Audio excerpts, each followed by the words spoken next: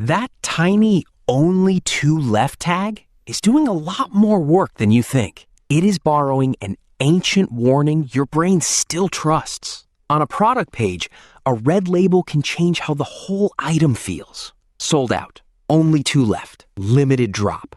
Your hand moves faster. That reaction can feel silly because the item might be a $14 mug, a plastic figure, or sneakers you did not even want 5 minutes ago. But the feeling is real. The tag changes the item before the item changes. In one moment, it is just a thing. In the next, it feels urgent. We usually explain that as hype, or status, or fear of missing out. Those are part of it, but they are not the oldest part. The older logic is simpler. For most of human history, when something was running out, it mattered right now. Water at a drying hole, meat on a carcass, berries on the edge of spoilage. If you waited, the chance was gone. So the brain learned a shortcut. Scarce can mean important. That shortcut is useful. It is also easy to fake. And once you see that, the whole little theater around scarcity starts to look different. Think about a camp with no fridge, no store, and no backup plan. If water is low, nobody debates the brand. If fruit is ripe today, tomorrow may be too late. If a herd passes once, that is the window. In that world, scarcity was not a marketing trick. It was information. It told you three things fast. First, act now. Second, this place matters. Third, if you miss it, the loss is on you. That is a powerful signal. It saves time. It saves effort. It can save a life. Researchers who study decision-making often point to this kind of urgency bias. We notice what is scarce because, for our ancestors, scarce things often had a clock attached. A thing that might vanish soon was worth attention. That does not mean humans worshipped rarity for its own sake. It means rarity and value got linked because the world kept proving the link. A full water hole was nice. A drying one was a problem. A common rock was a rock. A rare ripe fruit was dinner. And that old rule still runs today, even when the thing is fake scarcity in a shopping app. That's where the trick starts. The modern version is tiny and very clean. A page refreshes. A red label appears. A countdown timer starts. A product page says, only 2 left in stock. Your pulse bumps a little. What happened there? Not much, physically. No water is drying up.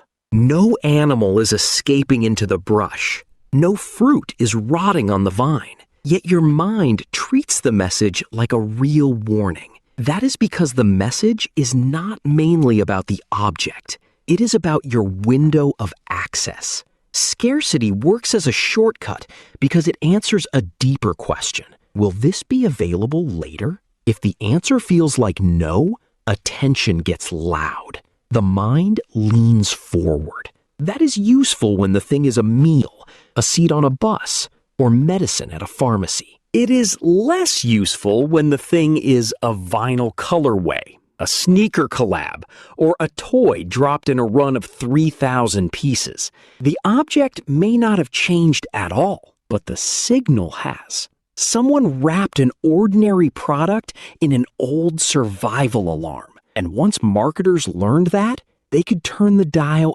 anytime they wanted, because the signal arrives before the judgment. You do not first calculate use, quality, and price. You first feel the loss of access. That comes fast. Then your mind starts justifying it. This is why an artificial short run can make a cheap thing feel precious.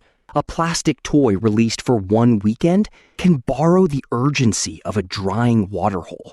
A hoodie with a limited colorway can feel more important than a better hoodie sitting on another shelf. The product did not become more useful. It did not become richer. It did not earn more craftsmanship by being harder to get. What changed was the frame around it. Marketing knows this very well. So do resale sites. So do apps that show low inventory in red. So do brands that announce a drop at 11 a.m. and sell out by 11:04. That time pressure is the point. It creates a little panic edge, not because the object changed, but because the access window did. We are not buying only the thing.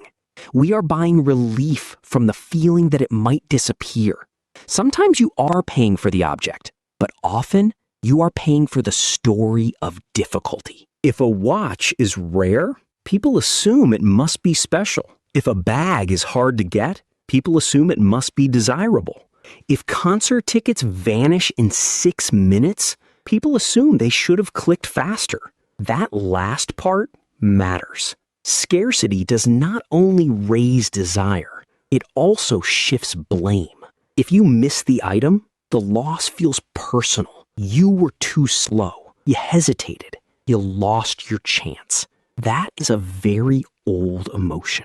It fits a world where missing fruit really did mean missing food. But in a modern store, the clock is often artificial. The product may come back next week, or next month, or in a slightly different color. The shortage was manufactured, and the urgency was borrowed. That is the quiet sleight of hand. The item did not become valuable. Someone forged the oldest price tag in the world. Not a dollar tag, a survival tag. And once you know that, the phrase sold out stops sounding neutral. It sounds like a button pressed on your oldest reflex. Because the old rule was often correct. In the ancestral world, scarce usually meant consequential. Water, food, shelter, help. Missing the window could cost you. Modern markets can manufacture that same pressure without any real need. A short run, a low count, a flashing label, a feeling of loss. The signal is ancient. The object is not. That is why a sold-out label can feel bigger than the thing itself. It turns a product into a test of whether you will act before the window closes. So the next time you see only 2 left, notice the feeling before you trust it. What exactly is disappearing? Comment scarcity if this changed how you think about limited drops.